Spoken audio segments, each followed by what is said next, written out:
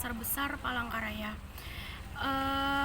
Kami di sini ada 3 orang, yaitu yang pertama Rahmi Ainun Nadia, yang kedua Rahmat Kurniadi, yang ketiga Mulyana, yaitu saya sendiri. Pertumbuhan pasar modern seperti supermarket dan swalayan di setiap kota, terutama di kota-kota besar di Indonesia, secara tidak langsung memberi dampak berkurangnya pengunjung pasar tradisional. Ditambah lagi kurang terawatnya fasilitas pasar tradisional yang ada menyebabkan banyak orang lain memilih pasar modern yang jauh lebih nyaman dan lebih efektif.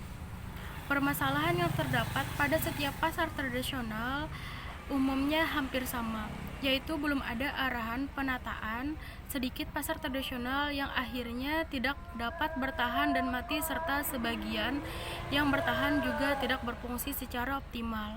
Kemudian juga kondisi yang ada pada setiap pasar menjadikan pasar tradisional ini sangat berpotensi untuk ditinggalkan oleh para konsumen.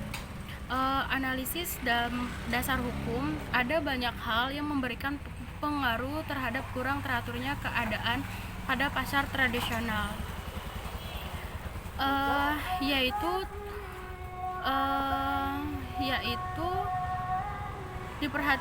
seharusnya diperhatikannya AMDAL saat pembangunan pasar tradisional tersebut.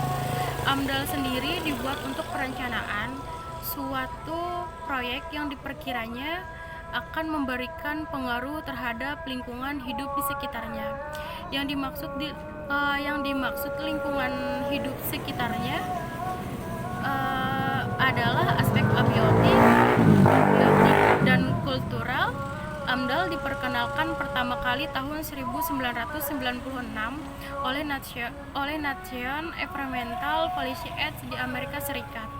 Menurut Undang-Undang Nomor 23 1997 tentang analisis mengenai dampak lingkungan 27 tahun 1999 tentang analisis mengenai dampak lingkungan, yaitu AMDAL adalah kajian mengenai dampak besar dan penting suatu usaha atau kegiatan yang direncanakan pada lingkungan hidup. AMDAL merupakan kajian dampak besar dan penting terhadap lingkungan hidup dibuat pada tahap perencanaan dan digunakan untuk pengambilan keputusan. Hal-hal yang dikaji dalam proses AMDAL yaitu aspek fisik kimia, sosial ekonomi, sosial budaya, terus kesehatan masyarakat sebagai pelengkap studi kelayakan suatu rencana usaha atau kegiatan. Untuk mengukur atau menentukan dampak besar dan penting tersebut, diantaranya digunakan kriteria sebagai berikut. Yang pertama, besarnya jumlah manusia yang akan terkena dampak rencana usaha atau kegiatan tersebut. Kedua, luas wilayah penyebaran dampak. Ketiga, intensitas dan lamanya dampak itu berlangsung. Keempat, banyaknya komponen lingkungan hidup lain yang terkena dampak. Kelima, sifat kumulatif dampak. Keenam, berbalik atau reversible dan tidak berbalik irreversible. Menurut PP nomor 27 tahun 99 ayat pasal 3 ayat 1 ialah usaha atau kegiatan yang kemungkinan dapat menimbulkan dampak besar dan penting terhadap lingkungan hidup meliputi: pertama, pengubahan bentuk lahan dan bentang alam. Kedua, eksploitasi sumber daya alam baik yang terperbaharui dan tidak dapat diperbaharui. Ketiga, proses dan kegiatan yang secara potensial dapat menimbulkan pemborosan serta kemerosotan sumber daya alam dalam pemanfaatannya. Keempat, proses dan kegiatan yang hasilnya dapat mempengaruhi lingkungan alam, lingkungan buatan, serta lingkungan sosial budaya. Kelima, proses dan kegiatan yang hasilnya dapat mempengaruhi pelestarian kawasan konvensional, sumber daya, dan perlindungan cagar budaya. Keenam, introduksi jenis-jenis tumbuhan, jenis hewan, dan jasad-jasad renik. Bentuk hasil kajian AMDAL berupa dokumen AMDAL yang terdiri dari 5 dokumen sebagai berikut, ialah: pertama, dokumen kerangka acuan analisis dampak lingkungan atau KANDAL. Kedua, dokumen analisis dampak lingkungan atau ANDAL. Ketiga, dokumen rencana pengelolaan lingkungan hidup atau RKL. Keempat, dokumen rencana pemantauan lingkungan hidup atau RPL. Kelima, dokumen ringkasan eksekutif. Uji syarat. Seperti halnya pembangunan atau pengadaan pasar besar, ini merupakan keharusan untuk memperhatikan AMDAL.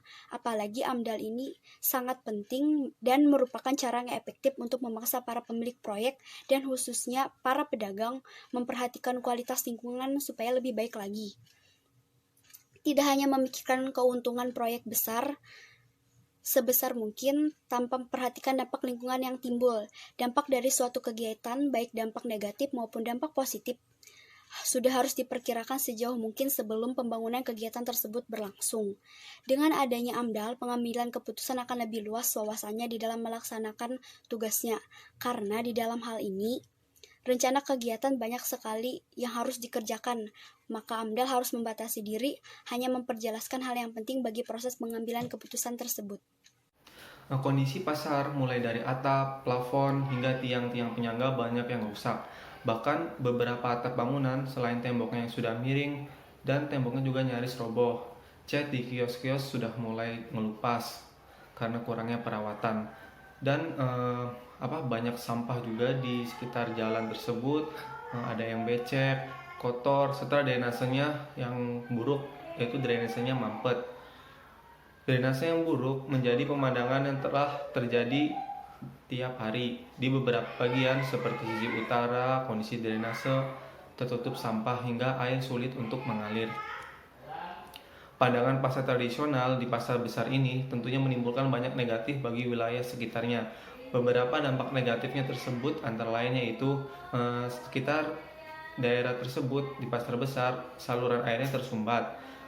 Kondisi arus lalu lintas di pasar tersebut mengalami kemacetan. Akibat padatnya volume pengunjung pasar, terjadinya kemacetan. Dampak negatif lainnya juga adalah berupa bau tak sedap yang diakibatkan pengolahan limbah yang buruk dari aktivitas pedagang yang membuang sampah busuk sembarangan.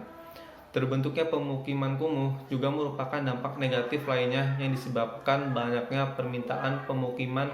Ada kalanya masyarakat enggan mempertimbangkan kenyamanan dan keasrian lingkungan sehingga terkesan kumuh. Selain manfaat bagi masyarakat sekitar, juga terdapat manfaat bagi pemilik proyek sendiri. Proyek yang sedang dibangun oleh pemilik terhindar dari pelanggaran terhadap undang-undang atau peraturan yang berlaku dan terhindar dari tuduhan pelanggaran pencemaran atau perusakan lingkungan. Pemilik proyek juga bisa melihat masalah-masalah lingkungan yang akan dihadapi di masa yang akan datang, sehingga pemilik dapat mempersiapkan cara-cara pemecahan masalah di masa yang akan datang untuk cara menanggulanginya, untuk bisa teratur membuang sampah kepada tempatnya, tidak membuang sampah sembarangan di sekitar area pasar agar tidak terjadinya penumpukan sampah, drainasenya tidak tersumbat dan tidak berbau busuk. Analisis dampak lingkungan merupakan sumber informasi lingkungan di sekitar lokasi proyeknya secara kuantitatif, termasuk informasi sosial ekonomi dan sosial budaya. Analisis dampak lingkungan ini juga merupakan bahan penguji secara kompresif dari perencanaan proyeknya sehingga dapat diketahui kelemahan-kelemahannya untuk segera dapat dilakukan penyempurnaan. Sehingga dengan adanya analisis dampak lingkungan, pemilik proyek dapat mengetahui keadaan lingkungan yang membahayakan, misalnya banjir, tanah longsor, gempa bumi, dan lain-lainnya. Sehingga pemilik proyek dapat dicari keadaan lingkungan yang aman bagi proyek tersebut. Oke, mungkin itu saja yang dapat kami jelaskan dari kelompok kami. Jika ada kekurangan atau kesalahan kata, mohon dimaafkan. Sekian dari kami. Wassalamualaikum warahmatullahi wabarakatuh.